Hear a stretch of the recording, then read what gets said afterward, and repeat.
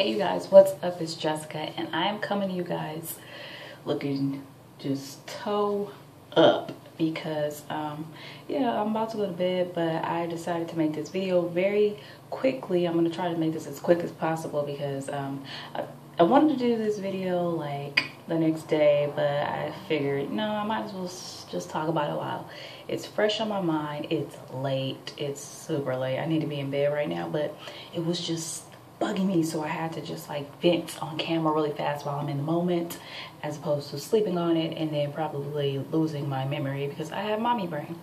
So excuse the ratch, but this is how I look when I'm at home. Anyways, so this topic is just going to be, I guess it's not really so much like a specific topic, it's more just like a rant. It's a rant. Anyways, so I went to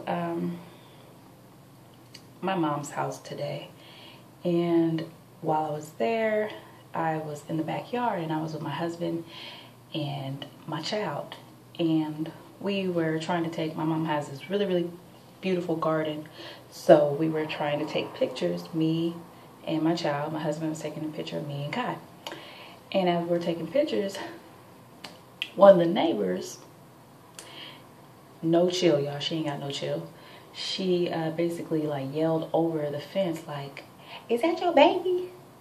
And I'm just like where do they do that at? Like, who just yells over the fence, "Is that your baby?" So I very so politely just looked, and I'm just like, yeah, that's my child, it's my baby. She's like, "Oh, okay. She's cute. Yeah, she's cute. Is that the dad?" I'm like, you have no chill, huh? You just come right out with it. You just no chill with you. Okay. Yes, this is the father. You just don't ask those questions, but yes, this is the father, my husband. That's her daddy. She's like, "Oh, okay. Yeah, y'all must be really proud of her. She's cute. Yeah, she's cute." So I thought that was the end of her no chill. But no, she comes back. "Where'd she get all that hair from?" And I'm just like, as if I'm bald-headed, like, well, maybe her mom, I don't know, me. And so I kind of just like laugh it off with like a very like passively, you know, very fake laugh, because I was trying to be a child of God and not, you know, go off on her. So I just said, shut up. And so I'm like, well, I don't know, she just has a lot of hair. And so she comes back like a few minutes later with this child. I don't know, she just grabbed a neighborhood child or whatever, but she just grabbed a child. Look at her. This is mine. This is my baby. Look at her. She got a lot of hair too. Look at her. Look. And it was a darker baby with kinky hair, just like Kai. But she just felt the need to show me this child so bad. Like, this woman literally lives in like a building. We're on the ground in the garden, and she lives in a higher building, so she can kind of look over my mom's backyard. And she's literally just holding this baby up so that I can see that this baby has just as much hair as Kai. And I'm like, oh wow, she does. Her hair is beautiful. She's like, yeah, she got hair too. Look. And I'm just like, okay. And I seem to notice this a lot when I am with my child and I am dealing with my people. And, you know, I don't know. Another incident, there's several instances, but it's late, I'm tired, I'm just trying to talk about the most recent one. But there was another incident where I was out somewhere, and I was talking to this mom, and she had her daughter and I had mine. She's like, "Oh my God, your daughter's really cute." And I'm like, "Oh, thank you. Yours is cute too. She's beautiful. I love her hair." She's like, "Oh, but I wish she had hair like yours," right in front of her child. And I'm like, do you guys not understand the psychological damage that just those minor things you say have an impression on the child? And I always go straight to the child. So whenever they say these things, my heart goes straight to that child. I'm looking at the child, and I don't understand the psychological thought process. Like, you know, I have my biological child here, my beautiful child, and I see another child, and I simply say, I wish my child had hair or a feature that she was not born with, like your child. Like, do you not think about what that does to your kids' self-esteem and their psyche? I don't care how young they are. Because if you said it to me, a complete stranger, imagine what you're saying to that child on a regular basis. And I feel like us as African Americans, we have this thing with hair and skin color bad. And I grew up in a family. I'm the oldest of, it's a lot of us, y'all, hold on. I think 9. I'm the oldest of 9. I have 5 sisters and I have 4 brothers, okay? And we are like the Rainbow Coalition. We are all different colors. I mean, from the lightest to the darkest and all in between. From, you know, wavy hair, curly, kinky. That's just my family. I have a sister who, you know, is half Mexican, so her hair is different than mine, obviously. She has wavy hair. And then I have a sister who has some Spanish in her, and she has curly hair. And then all these different hair textures and skin colors.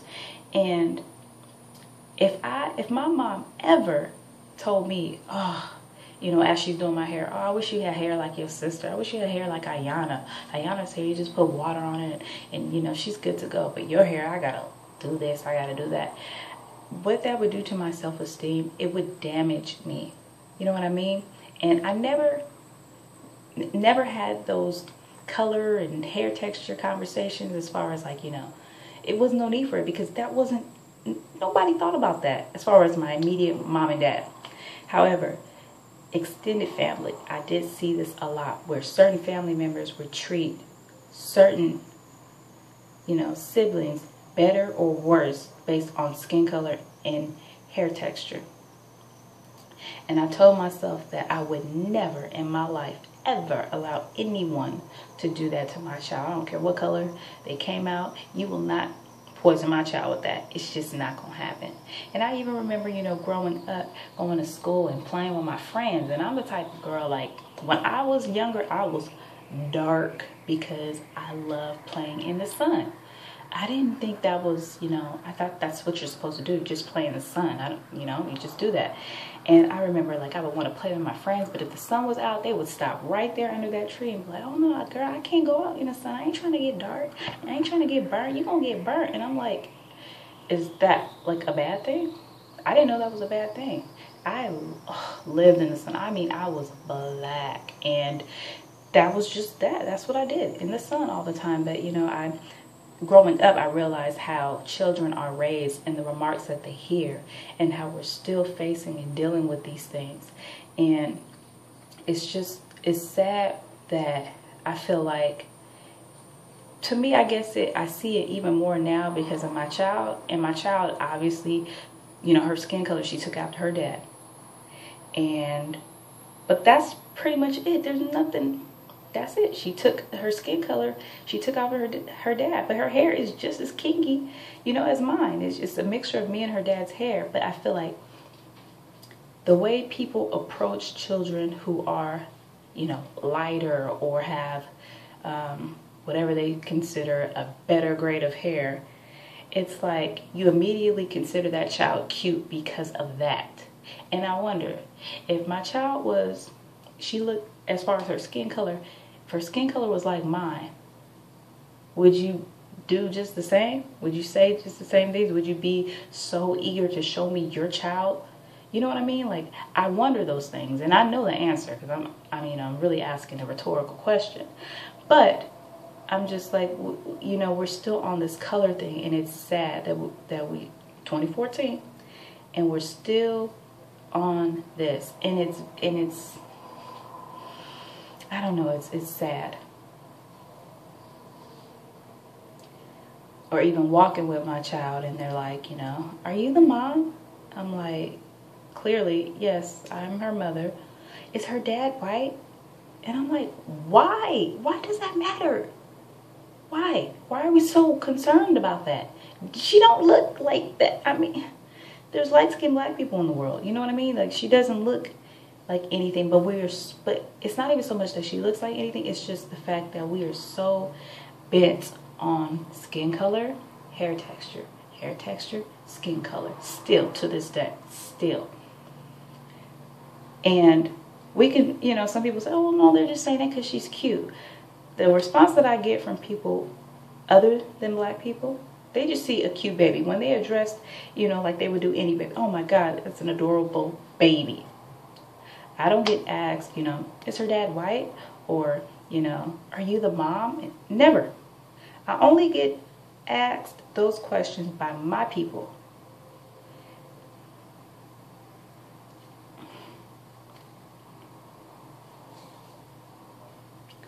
It hurts me when I see how we still are treating children based on their skin color and hair textures, or even hair length. You know what I'm saying? Because the child could be brown skin, but if her hair is long, we treat her better than the child with the shorter hair. And when I say we, generally speaking, because some people get so personal, that's not true. I don't do that. If I didn't call your name out, then that mean I ain't talking about you. I am speaking generally. As a people, it is a sickness that we have. So anyone who tries to say that, you know, it's not true, you're delusional. It is a sickness that we have in this country, in America. And I know other parts of the world deal with it, but I'm an American, a California American, a black California American. So I'm talking about here. And we deal with it a lot, where we are still focused on hair color, hair texture, skin color, and hair length when it comes to children. And we poison our children with these things. So, you know, we put the lighter skinned child up on this pedestal still. And the reason why it's still a topic is because it's still an issue. And so until we can stop this, then it will stop being a topic. But until then, it's going to continue to be a topic because it's still a poison within the black community, where we feel like the color of our skin and our hair texture still validates us, even in the natural hair. I know, you know, everyone wants to be on this natural page thing, and because we feel like we've embraced our naturalness that doesn't exist. It actually still does. It actually, to me, I wouldn't say worse, but it's kind of more clear now, because now, you know, we can really see textures now that there's no chemical in it. So we still treat people with, you know, looser texture hair differently than women with tighter textures and things of that nature. And I'm always sensitive when it comes to a child, because I understand that what that does, you know, those subliminals and those that implying those things. You may not directly tell your child that they're ugly, or you may not directly tell your child that you're the most beautiful thing because of this, but the actions, words have power, and your actions behind those words will affect that child. So if you are comparing your child to someone else's child based on a feature that your child cannot control because they weren't born with that, you don't know what that's doing to your child. You have to love your child because that is your child. You birthed that child. Not because they're light or they're dark or they have, you know, curly, kinky, coily hair. Who cares? That incident really bugged me, because all I could do is look back at that little girl's face and see her looking back at me, and then this woman holding her up like, validate my child too. She's just as beautiful as that light-skinned baby. She's just as beautiful. And I'm like, she is. But you don't need my validation.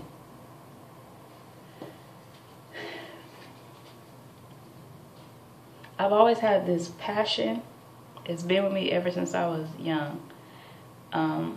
This passion and this motivation to create like something dealing with women and children, because the children are always going to be the product of a society. And if we continue to poison our children with this nonsense, it's going to continue to be a poison. And so I've been like brainstorming. Lately it's just really been on me, but today really kind of it encouraged me to want to pursue this even more. I've just been having these ideas of doing, I see all these natural hair tours, you know, natural hair cocktails this and cocktails that, and it's always with the women and the adults getting together. But I really want to do something where women and their children can come together, where children can see other children of all shades and textures together. And we can teach women how to properly, not so much care for the hair, because that's easy to learn how to detangle, but caring as far as the words that we are saying when we are dealing with children and their hair, the words that we're saying, the words, what are those conversations when we are talking to children? Because I mean, those are important, and the energy that needs to be involved when you're dealing with their hair and things like that. Like you don't approach them as being difficult. You don't approach them as being hard to manage because she has nappy hair, she has kinky hair.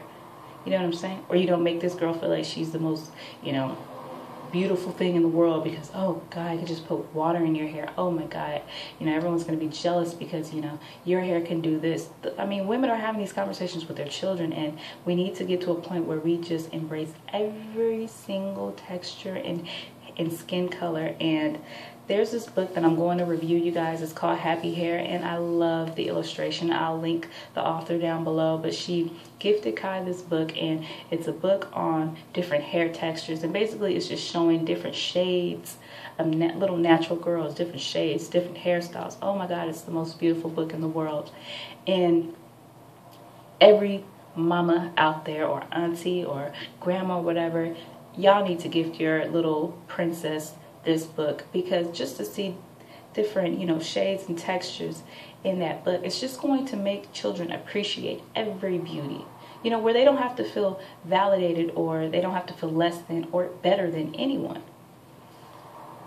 It starts with the adults. And when we stop trying to put a child on a pedestal because they're lighter or darker, or put them below because they're darker or lighter, or because their hair texture is looser or kinkier, or their hair shorter or longer, we can solve a lot of other issues that we have in this community. But that one thing, it really bugs me, and I guess that's why I'm so protective over my child. Me and my husband, we are so protective over Kai, because we don't poison. All it takes is a little bit of poison. That's all it takes. And my child's not going to be poisoned. It's just not going to happen. It ain't going to happen. You know what I'm saying? Like, we don't play that in this house. It's just not going to go down at all. You're beautiful because you are a replica of your mama and your daddy. And we are a product of God. That's why you're beautiful. You're not beautiful because you're light. It's not why you're beautiful. You're not beautiful because, you have whatever type of hair. That does not make you beautiful. You can go bald any second, and you can get burnt up in the fire. Now what? You're not beautiful anymore? So those things should not be valued, and they are valued in our community still to this day. We are still valuing hair texture and skin color, and I kindly, always correct moms when they say that. Like, I'll kindly just say, no, she's beautiful too. Look at her hair. Look at that girl's hair. Your daughter is beautiful. And they'll still just say, yeah, but it's not like hers. It's not. And I just got to walk away, because I'm a very, to the point, I wouldn't so much say direct, but I will tell you like it is, especially when I know you, so I know when to tell you like it is. But if I don't really know you and you're not trying to hear the polite version of it, I'm going to just walk away, because right now you're talking crazy and sounding ignorant, and you're hurting your child's feelings. I'm not about to be a part of that. There's no difference between my child and your child at all. So yeah, this is just a little rant I wanted to get off my chest, but I want to know your experiences, if you deal with this, if this is a situation that you've seen in your family where you've either been treated differently because you were darker, or you've been treated differently because you were lighter, and hair textures, and what you plan to do when you have children, so that we stop this nonsense. And also, if you would like to see if you would like something, I'm thinking about doing something in the near future in the Los Angeles area, obviously because I'm in LA, but doing a natural hair little meetup with moms and their children here in Los Angeles.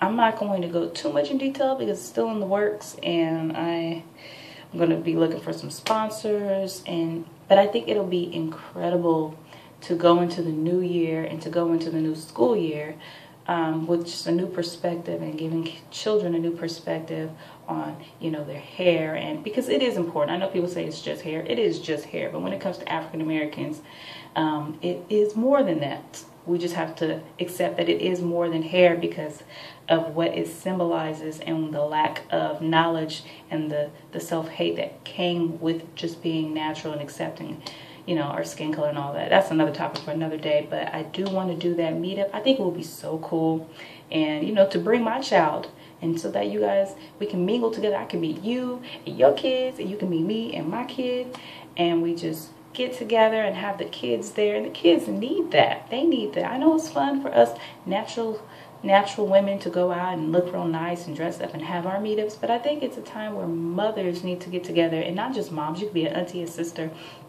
a grandma, a cousin, whoever, and you bring your niece and your nephews or whoever the child is in your family, and we just come together and we discuss, you know, proper hair care techniques, proper conversations, how to deal with situations in school, how to deal with, you know, not seeing enough of this specific hair texture, or, you know, not seeing enough of it represented. Those are things that we can all contribute to, and those are things that we can all change. We can change that, y'all. We have the power to change that. So I hope this video made sense, because it's like 12 a.m. I'm embarrassed to say that because I'm still up, everybody else sleep. But I had to get that off my chest, and I'm probably rambling, and it probably was kind of all over the place, because, you know, like when something happens and then like you start doing other things and then it just like blurs. But I hope it made sense, and if you would like me to go more into depth, because I have, this topic is very serious and I want to look a lot, you know, cuter obviously in the next video, but to be just more direct and just really go at it with a fresh mind, a mind that has slept, and a mind that has had something to eat, and really address this topic. But if you would like to see that meet and greet, y'all, it's not even a meet and greet, but like a natural hair event with, you know, me and Kai and you and all you naturals in LA, and maybe it can expand, I don't know, but I have this vision. And, you know, I don't want to be the type of person that has a vision and I just say, oh, just let it be a vision. I want to put the vision in action. And I know that I have the drive and I have the willpower to do it. It's just a passion of mine. So if you would like to see that, please make some noise and like let your girl know, because I think it'll be cool, especially before the year ends up. I'm really shooting before the year ends up. Let's just pray that that can happen, because I think it'll be cool. Anyways, I'm gonna go to bed, and if you have any comments, questions, concerns, if you would like me to elaborate more and look cuter so I don't offend you by looking like this, please let me know, and I will see you guys in the next video. Thanks for watching.